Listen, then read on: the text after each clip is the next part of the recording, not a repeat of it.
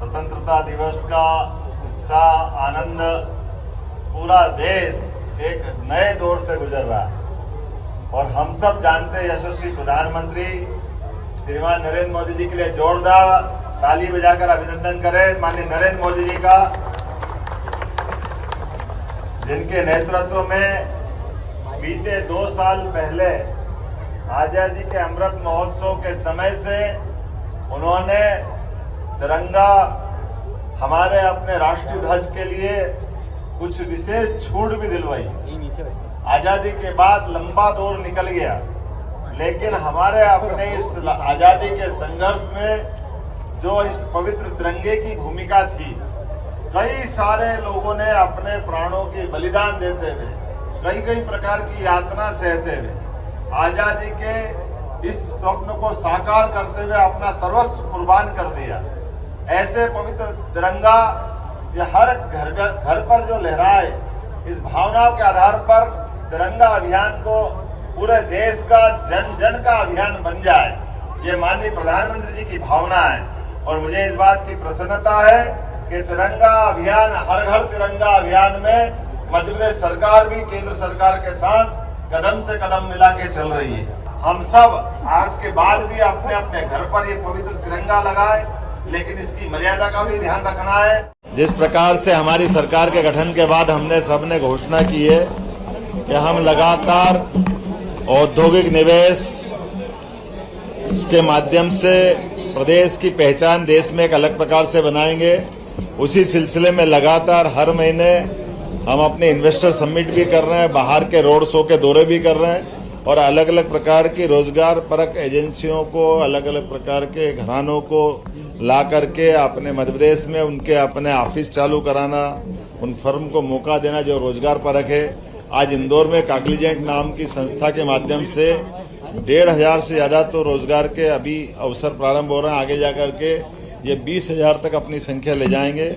ऐसी IT company के लिए मैं शुभकामना देता हूं और इंदौर हमारा अपना दुनिया में एक अलग पहचान बना रहा है। उम्मीद करते हैं कि मध्य प्रदेश में ऐसे और भी केंद्र खुलेंगे। मेरी अपनी ओर से बधाई। आज 275 करोड़ की 450 इकाइयों को आपने एमएसएमई का जो डीबीटी डायरेक्ट बेनिफिट, मैं किसी पर आरोप नहीं लगा रहा हूं, लेकिन जाने अनजाने बहुत सारी विंडो में कष्ट आता है।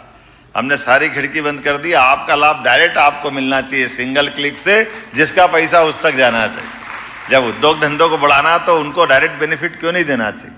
इसलिए उस दिशा में हम आगे बढ़ रहे हैं। बहुत सारी योजना लेकर आया है। थोड़ी समय की कमी है, मैं विलंब से आया, थोड़ी क्षमा भी चाहता हूं, लेकिन बहनें हैं तो माफ भी करेगी। आपका स्नेह आशीर्वाद भी लेना था, इसलिए हम रोज अभी अपना आनंद रक्षाबंधन का मना रहे हैं। ये 2 धागे का प्रेम का बंधन जीवन भर एक आश्रय की छाया का काम करता है। इससे दुनिया के बड़े से बड़े दुश्मनों से निपटने में बड़ी ताकत रहती है। अतीत गवाह है, जब जब बहनों को आशीर्वाद मिला है, भाई कभी पराजित नहीं हुआ है। मुझे आज के इस अवसर पर आप सबको पुनः बधाई देते हुए भविष्य में और भी बहुत सारे कामों के लिए कार्यशाला आयोजित करेंगे। अभी हमारी सरकार लगभग 20 साल से 50% आरक्षण स्थानीय निकाय में देती थी। नगर निगम, नगर पंचायत, कोऑपरेटिव बैंक, अन्य सोसाइटियां 50%। पूरे देश के बाकी राज्यों में नहीं है ये। लेकिन नरेंद्र मोदी जी ने और बड़ा काम किया। अब तो आने वाली लोकसभा और विधानसभा में 33% आपको बुला रहा है। आप में से कई लोग आएंगे जो अगली बार कोई उद्योग मंत्री बनेगा, कोई मुख्यमंत्री बनेगा, अपनी पताका लहराएंगे। ये आपको भी शुभकामना दे रहा हूं, अभी से तैयारी भी कर लेना। हमारी अपनी अहिल्या माता का 300वां जन्मोत्सव चल रहा है और उनने अपने जीवन काल में बहुत छोटे से औरंगाबाद के एक छोटे से गांव से आने वाली अहिल्या माता, कठिनाई के दौर में उनसे ज्यादा कठिनाई कौन महसूस करेगा? जो वैवाहिक जीवन का सुख देखना चाहिए, कुछ दिन में पति नहीं रहे, बेटा था, बेटा भी नहीं रहा, ससुर की छाया में पूरा राज्य खड़ा हुआ, होलकर राज्य, मल्हारराव होलकर के समय, वो भी नहीं रहे। ना बेटा, ना बहू, ना ससुर, ना पति, अकेली एक विधवा महिला।